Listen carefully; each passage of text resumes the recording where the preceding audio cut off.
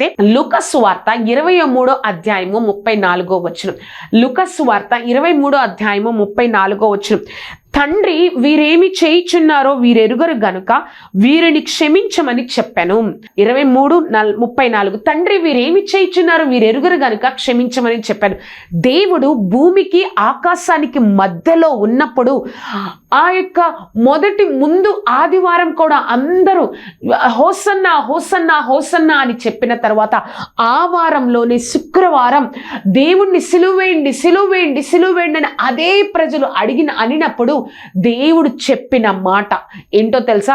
వీరు ఏం చేస్తున్నారో వీరు తెలియదు, నేను ఎవరో, నేను ఏమిటో, నా శక్తి ఏమిటో, నేను ఎందుకు చనిపోతున్నానో, ఆ యొక్క లేఖనాలు, ఆ యొక్క వాక్యము, నేను ఎందుకు చనిపోతున్నానో వీరెవరికి తెలియదు, వీరు ఏం చేస్తున్నారో వీరికి తెలియదు అని దేవుడు వారందరినీ చూసి పలికిన మాట. నిజము కదా? నిజము కదా? ఒక క్రైస్తవుడు అంటే మనం ఏమనుకుంటాం? ఒక క్రైస్తవుడు అంటే ఈ లోకమంతా ఏమి చూస్తుందో తెలుసా? క్షమాపణ కలిగిన వ్యక్తులు అన్నట్లుగా ఈ లోకమంతా మనల్ని చూస్తుంది.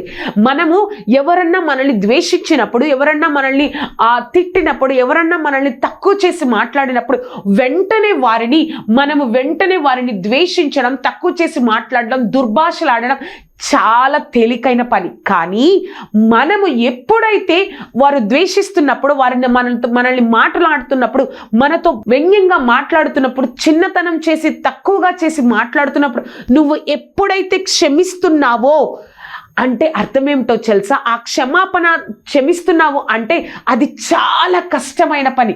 కానీ దేవుడు చెప్తున్నారు, చివరిగా 7 మాటల్లో మొట్టమొదటి మాట, కొన్ని నిమిషాల్లో యేసయ్య శిలువ మీద మరణిస్తారు, కానీ క్షమాపణ గురించి చెప్పారంటే నువ్వు నేను ఆ క్షమాపణ అనే గుణాన్ని మన జీవితంలో మనం ఎంతగా కలిగి ఉండాలో దేవుడు ఈరోజు మనతో మాట్లాడుతున్నారు కదా. నువ్వు ఒక వ్యక్తికి నీకు విరోధం ఉంది, ఒక వ్యక్తి నేను చాలా ద్వేషిస్తున్నాడు, వ్యతిరేకంగా మాట్లాడుతున్నారు, కానీ నువ్వు ఆ వ్యక్తిని క్షమిస్తున్నావు అంటే ఏంటో తెలుసా? నీకు ఆ వ్యక్తికి మధ్యలో దేవుడు ఉంటున్నారు, నీకు ఆ వ్యక్తికి మధ్యలో దేవుడు ఉంటున్నారు. యేసయ్యా నువ్వే చూసుకోయా, నేను వారిని క్షమించేస్తున్నా, నువ్వే చూసుకోయా.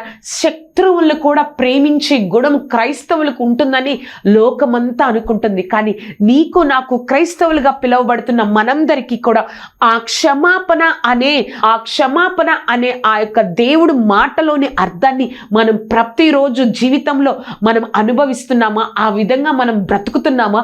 దేవుడు ఈరోజు మాట్లాడుతున్నారు.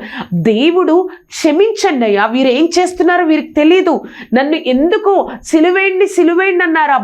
ఆ యొక్క పొగిడిన గొంతులే, ఆ యొక్క నన్ను స్తుతించిన గొంతులే ఇప్పుడు మాత్రము ఏం చెప్తున్నారు అంటే సిలువేయండి సిలువేయండి అని చెప్తున్నారు. కాబట్టి వీరు ఏమి చేస్తున్నారో వీరికి తెలియదు కనుక క్షమించండి. ఆ క్షమాపణ గుణాన్ని మన జీవితంలో మనం కలిగి ఉండాలని ఆ గొప్ప దేవాది దేవుడు ఈరోజు మనతో మాట్లాడుతున్నారు.